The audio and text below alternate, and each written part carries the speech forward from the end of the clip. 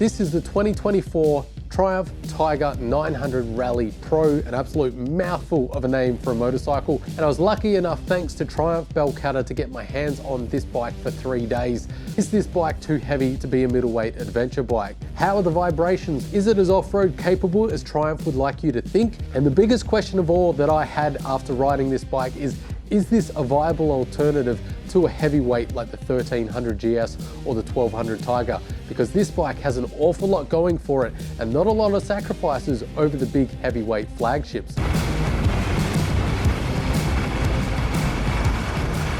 I'm going to quickly rattle off the specifications at the start of this video just to set a nice baseline so we're all on the same page. The big deal about this motorcycle is that it's a 3-cylinder, which really sets it apart from the competition. It is an 888cc liquid-cooled EFI engine.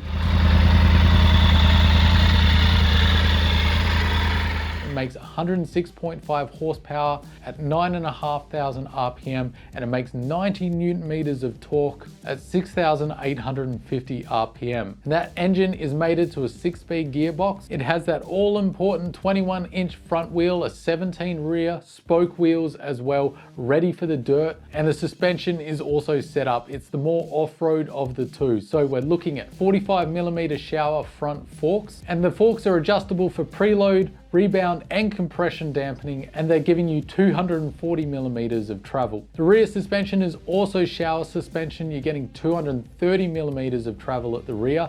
You're also getting preload adjustability and rebound dampening. Brakes, of course, are 320mm dual discs at the front with 4-piston Brembo calipers, and at the rear you're getting a single 255mm disc with a single piston rear caliper. You're getting a 20-litre petrol tank or 5.2 gallons. That is going to easily get you 400 kilometers or thereabouts, depending on how heavy you are on the throttle. And the bike comes in at 228 kilograms wet, over 500 pounds on the scales, as Triumph lists it on their website. That's the specs out of the way. Let's talk about what everyone is here for. How does the bike come together as a whole? Is it worth your money compared to the rest of the adventure bikes on the market?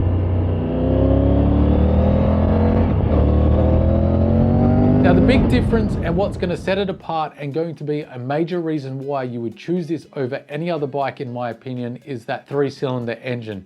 It really is the best of both worlds. You have a very close feeling to the crazy howling top end of an inline 4-cylinder, but you also don't sacrifice that bottom end that you find from a twin. It's not going to be quite as torquey as a twin cylinder, but it's going to be very, very close. And you've also got a very smooth and responsive mid-range. The 3-cylinder really is great at covering all of the bases, and that's one of the big reasons why the Tigers are so popular. They've got plenty of horsepower for when you have to absolutely crank it. There was more than one time where I twisted the throttle and I was surprised when I looked down at the speedo at the speeds I was doing.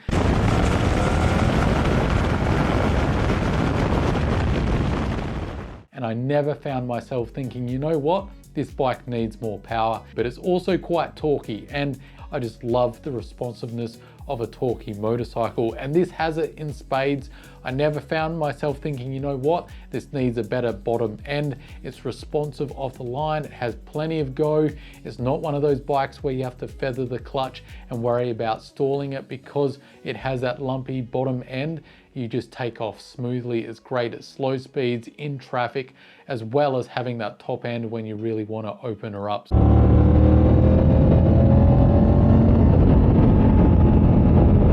They really translate to being an adventure bike, I think, quite well.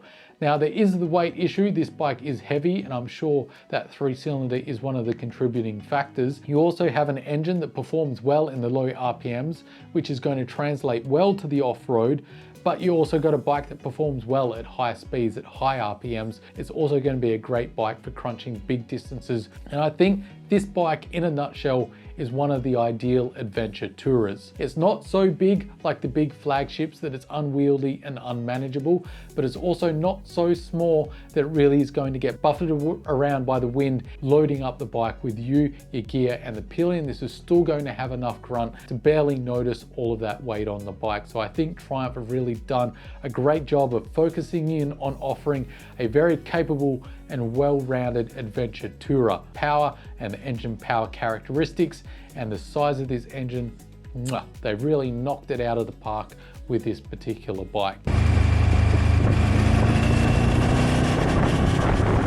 In my personal opinion, the vibrations were not intrusive at all. You definitely notice them. It's a triple cylinder, it's got a lot of character, you can feel the rumbling under your crutch, but I never thought it was annoying or too much vibrations coming from the pegs or the handlebars. It felt pretty damn smooth for me, but remember, I ride a lot of single cylinders. I've ridden triples in the past, so I know what I'm expecting. If you're coming from a 4-cylinder motorcycle and you hop on a triple expecting that same experience, you are going to get a little bit of surprise. What you're sacrificing in engine balance out of a 4-cylinder, you're gaining in torque and character. This bike lets you know it's alive and that it's a proper motor. So I had a lot of fun, and the vibes certainly weren't intrusive at any stage of the riding for me personally, but it's all about your own experience and expectations and what you're used to. So be aware, if you're coming from a 4-cylinder, it's going to be a different experience with one less cylinder, but that's the entire point of this engine. You're getting it because it is different. The suspension, this is a dealership motorcycle, and one of the agreements was when I took this bike that I wasn't allowed to go off-road. So it is a shame that I can't tell you how the suspension goes off-road. I did find a fairly substantial car park that was dirt. I was able to go at slow speeds and see how it handled that, as well as the everyday roads here in Australia. We have fairly crap roads with potholes and bumps. Again, I took the bike to Fremantle where it has cobbled streets as well to try and see how it handles the commuting duty. And like most adventure bikes on the road, the suspension was fantastic. I'm not the biggest guy.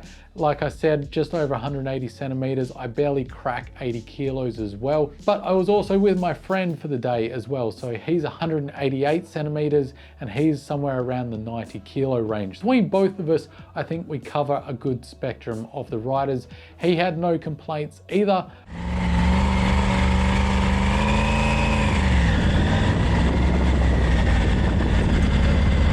Bikes are super comfortable in the neutral adventure bike upright position. I was comfortable all day with the seating position. The seats were comfortable. The wind protection was great. For me, the wind in the tall setting for the windscreen was hitting me at about eye level.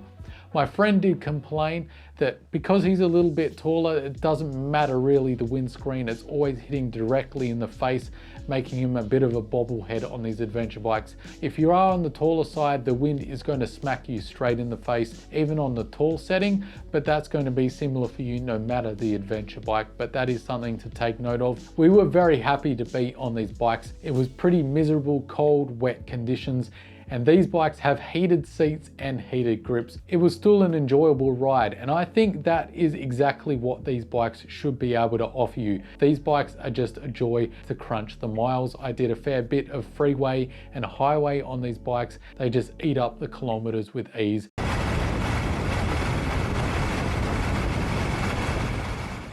That 20-litre petrol tank was really nice to have. We filled up just the once for the 3 days worth of reviewing, and it was just nice not to have that fuel anxiety. 400 kilometers or thereabouts, it was fantastic to have the big tank. Now, that big fuel tank might make you think that it's quite top heavy, but I never felt that. This bike isn't the tallest of adventure bikes, so I didn't feel that that 20-litre tank was too unwieldy. And as well, the weight. Let's talk about the 228 kilograms, because that's just smidge over 500 pounds, so that's no lightweight. So how does that translate to the real world? Where I do think it will make a difference is if you do drop the bike, you're really going to feel it if you have to pick it up out of the dirt. Slow speed moving through traffic and car parks is very well balanced. I never felt it in those situations. And out on the open road, that weight is actually a great thing, because I feel with that little extra weight, it's quite stable out on the open road. It didn't get moved off its line too easily in the strong windy conditions that we rode in.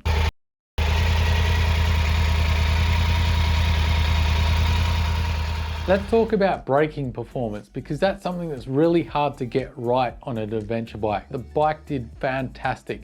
The brakes are really progressive. They got heaps of bite, heaps of power, they stop me super quick. But most importantly, they were progressive. So they're not like an on-off switch. These were just really progressive. So you squeeze, they get stronger and stronger, and they're very powerful. So I stopped really quickly. So they were fantastic. I didn't break traction either, which is the other important factor here. The ABS really worked well. I just ham-fisted it, grabbed a fistful of brakes. Happy to say the braking performance on road, double thumbs up.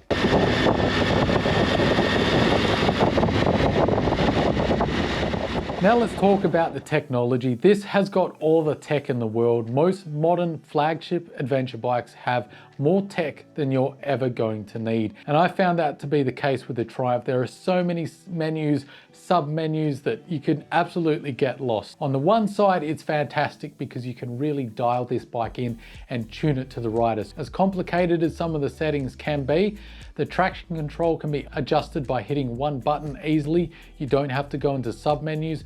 You just hit the button. If you want the various settings of road, rain, off-road or sport, all of those settings are available with a click of one button, and it's easy to get to. So I was very happy about that. I didn't mess with anything further than that because I just cannot be bothered. I'm not the kind of guy that really likes to dive into all that stuff. So the extra tech like that is absolutely wasted on me. What I want to know is, can I turn the heated grips and the heated seat on easily?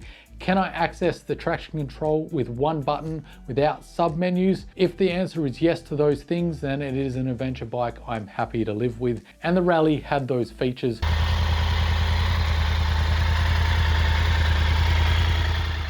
Now we come on to the aesthetics of the bikes, which seems kind of pointless with an adventure bike. My opinion is a lot of them look very similar. So aesthetically, I didn't really find myself really bonding with the bike. Now at the same time, it wasn't offensively ugly either. So it looks good enough. And I like the colorway of the gray and red. That really makes this bike pop. And on top of that, let's face it, when you're riding an adventure bike or a dual sport, you're not buying the bike for the aesthetics. You're buying the bike for the practicality, the capability, and what the bike can offer you to either crunch the miles or get off-road. Aesthetics, I think, are decent enough, but certainly not awe-inspiring.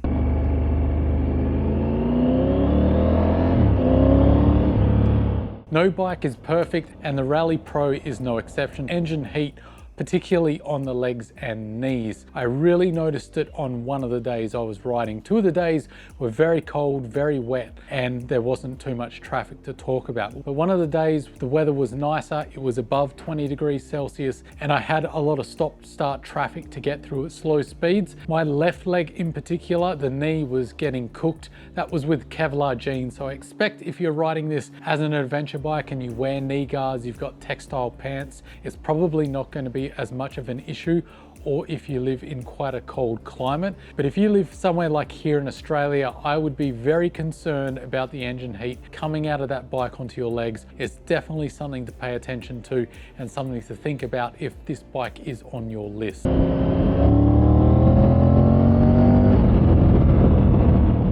So now we come to who this bike is for and what this bike is made to do. Now, I think despite the Rally name and the Pro name, this isn't going to be a competitor to the Tenere 700 or the 890 Adventure R. If you're really wanting to go off-road in a serious way, you really can ride big bikes hard, you love the thrill of all that power and the challenge of handling a big adventure bike, that's what you're going to get. You're not going to be looking at this Rally Pro. I think the sweet spot of this is if you're thinking of doing adventure touring, you don't really want the huge extra weight and the awkwardness of a big flagship adventure bike like the 1300 GS or the 1200 Tiger, which I've ridden. This is noticeably more manageable, but you're really not sacrificing performance. This engine really has a lot to give. So I did not hop on this and think, wow, this is really lacking compared to the Tiger 1200.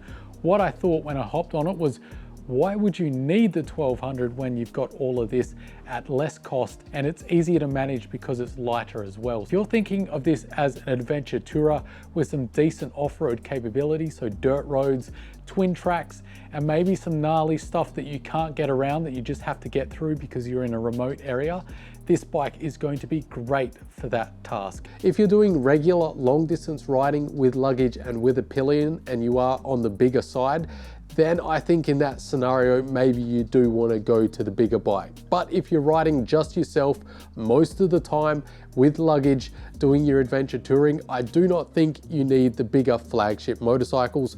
Save yourself a bit of coin, get the 900. It is absolutely a beast of a motor, more than accomplished enough to do adventure touring, with the added benefit of being lighter, more affordable, and of course, better off-road in my opinion. That triple engine sets it apart from the rest of the middleweights. It's very accomplished as an adventure tourer, all the tech you need, all the power you need, and it looks pretty damn good for an adventure bike as well. So I'd definitely say get a leg over, check one out for yourself, at least put it on the list if you're looking at the middleweights or the heavyweights, because this might surprise you. Until next time guys, don't forget to stay shiny side up, and I'll see you in the next one.